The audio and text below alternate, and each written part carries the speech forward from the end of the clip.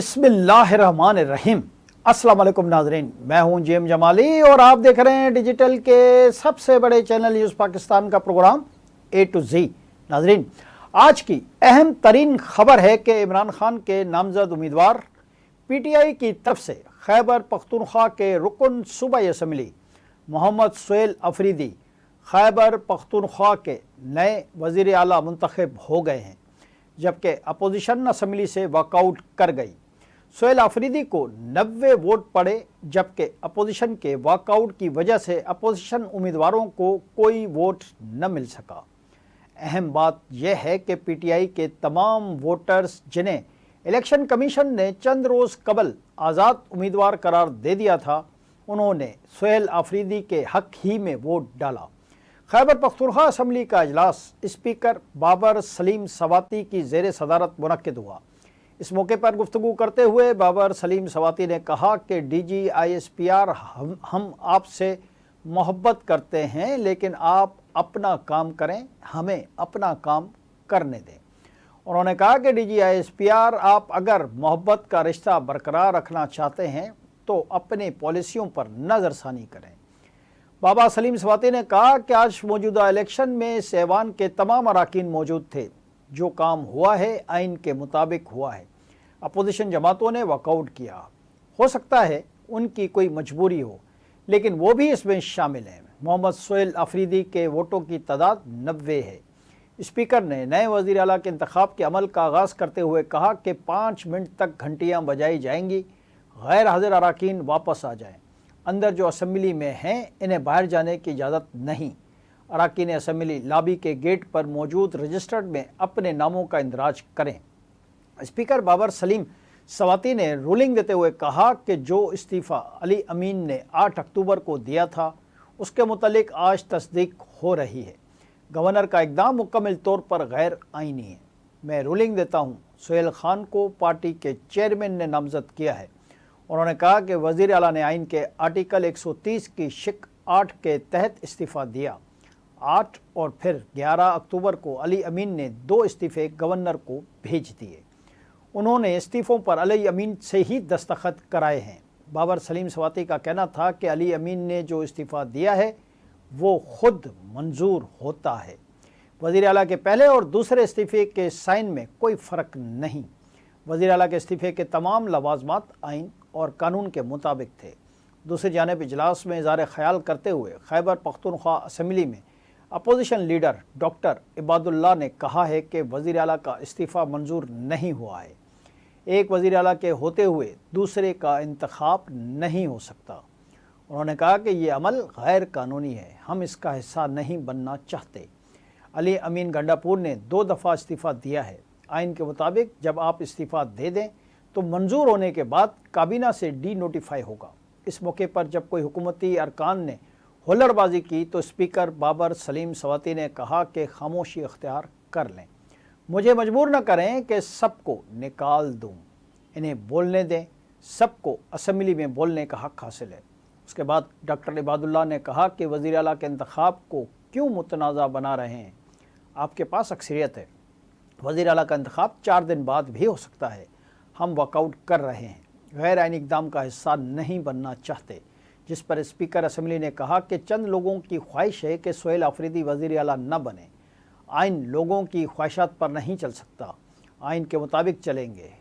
कबल अज़ीं opposition leader doctor Ibadullah का कहना था कि हुल्लड़बाजी करने वाले ये सब पार्टी के वर्कर्स हैं, इन्हें बाहर ना निकालें।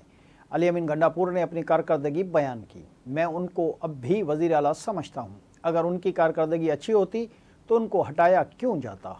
जी नाज़रीन, इस मौके पर सूबाई असम्बली में इज़हार ख़याल करते हुए अली अमीन गंडापुर ने कहा कि अपोजिशन को फ़ंड नहीं दिया, उनके हलकों में पैसा दिया। बानी PTI के साथ डट कर खड़े हैं। उन्होंने कहा कि वफाकी हुकूमत से कहता हूँ, बहुत हो चुका। दहशतगर्दी जैसे चैलेंजेस ज़्यादा ज़रूरी हैं। दहशतगर्दी और मुआशी चैलेंजेस पर फोकस करना होगा। इससे कबल अली अमीन गंडापुर ऐवान में पहुँचे तो हुकूमती अरकान ने खड़े होकर उनका इस्तकबाल किया। वाज़ेह रहे कि खैबर पख्तूनख्वा की वज़ारत आला के लिए 4 उम्मीदवार मैदान में हैं। इन उम्मीदवारों में पाकिस्तान तहरीक इंसाफ के सुहेल अफरीदी, JUI फे के मौलाना लुत्फ़ुर रहमान, मुस्लिम लीग नून के सरदार शाह जहान यूसुफ और पीपल्स पार्टी के अरबाब زرق خان شامل ہیں۔ کے پی اسمبلی کے کل ممبران کی تعداد 145 ہے، حکومتی ممبران کی تعداد 93 جبکہ اپوزیشن کے ارکان 52 ہیں۔ وزیر اعلیٰ منتخب کرنے کے لیے 73 ممبران کے ووٹ درکار ہوتے ہیں۔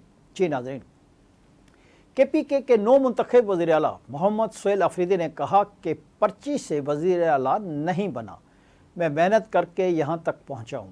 خیبر پختونخوا اسمبلی میں اپنے پہلے خطاب میں انہوں نے کہا کہ میں اپنے لیڈر کا شکر گزار ہوں، میرا تعلق قبائلی ضلع سے ہے۔ سہیل آفریدی کا کہنا ہے کہ میرا تعلق قبائلی اضلاع کے متوسط خاندان سے ہے، میرا نہ والد نہ بھائی اور نہ رشتہ دار سیاستدان ہے۔ انہوں نے کہا کہ میرے نام کے ساتھ نہ زرداری ہے، نہ بھٹو ہے، نہ شریف ہے۔ نام کے ساتھ زرداری اور بھٹو لکھنے سے کوئی بڑا لیڈر نہیں بن جاتا۔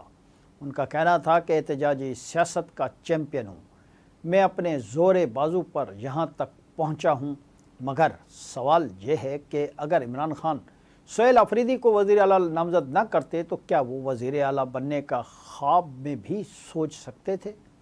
تو پھر اس کا مطلب یہ ہوا کہ پرچی تو سہیل آفریدی کے پاس بھی ہے اور وہ ہے عمران خان کی پرچی، کہ جس کی وہ کے پی اسمبلی میں پی ٹی آئی کے سینئر ترین لیڈروں کی موجودگی کے باوجود بھی صرف عمران خان کی پرچی نے ہی انہیں وزیر اعلیٰ کے منصب تک پہنچایا۔ تو پھر اس تناظر میں یہ نتیجہ اخذ کیا جا سکتا ہے کہ پرچی تو سہیل آفریدی کے پاس بھی ہے، تو پھر وہ کسی دوسرے کو پرچی کا تانا کیسے دے سکتے ہیں؟ سہیل آفریدی نے اسمبلی میں اپنے خطاب میں مزید کہا کہ میرے پاس کھونے کے لیے کچھ نہیں، نہ گاڑیاں، نہ بنگلہ، نہ پیسے، نہ کرسی کی لالچ، جیسا ہوں ویسا ہی رہوں گا۔ میرے لیڈر جس وقت کہیں گے اس کرسی کو لات مار دوں گا۔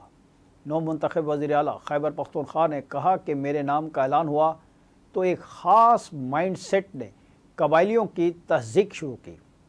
قبائلی ہمیشہ پیچھے رہنے کے لیے نہیں، ان کے معدنیات پر قبضہ کرنے کے لیے نہیں، قبائلی میرے وزیر اعلیٰ بننے پر خوش ہیں۔ ان کا کہنا تھا کہ لوگوں کو دکھانا ہے کہ کس طرح 8 فروری کو دھاندلی ہوئی تھی۔ 8 فروری کو جس طرح ہمارے حلقوں پر ڈاکہ ڈالا گیا تھا اس کی انکوائری کروں گا۔ انہوں نے کہا کہ بانی پی ٹی آئی کو فیملی اور جماعت کی مشاورت کے بغیر ادھر ادھر تو کیا پورا ملک جام کر دیں گے۔ کوئی یہ نہ سوچے میں اس منصب پر آ گیا ہوں تو نظریے سے ہٹ جاؤں گا، یہ بھول ہے۔ میں نے آج سے بانی پی ٹی آئی کی رہائی کے لیے اقدامات کرنا شروع کر دیے ہیں۔ انہوں نے کہا کہ افغانیوں کو وطن واپس بھیجنے کی پالیسی درست نہیں، اگر اس پر عمل کیا گیا تو ہم مزاحمت کریں گے۔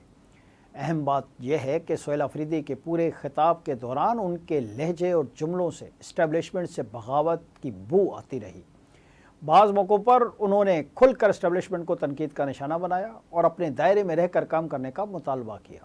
انہوں نے کہا کہ کوئی دوسرا ریاست نہیں، اس ملک کے عوام ہی ریاست ہیں اور عوام نے عمران خان کو ووٹ دے کر لیڈر منتخب کیا ہے، لہذا عمران خان ہی اس ملک کی اصل ریاست ہیں۔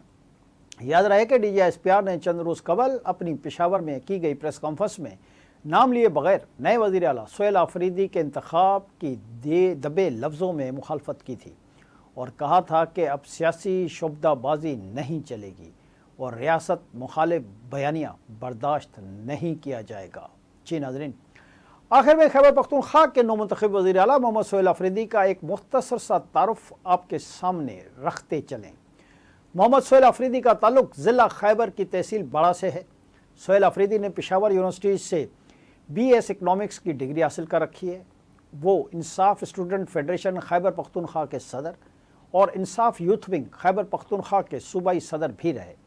سہیل آفریدی نے 2024 کے ضمنی انتخاب میں آزاد حیثیت سے حصہ لیا، تاہم اس دوران انہیں تحریک انصاف خصوصاً عمران خان کی حمایت حاصل رہی۔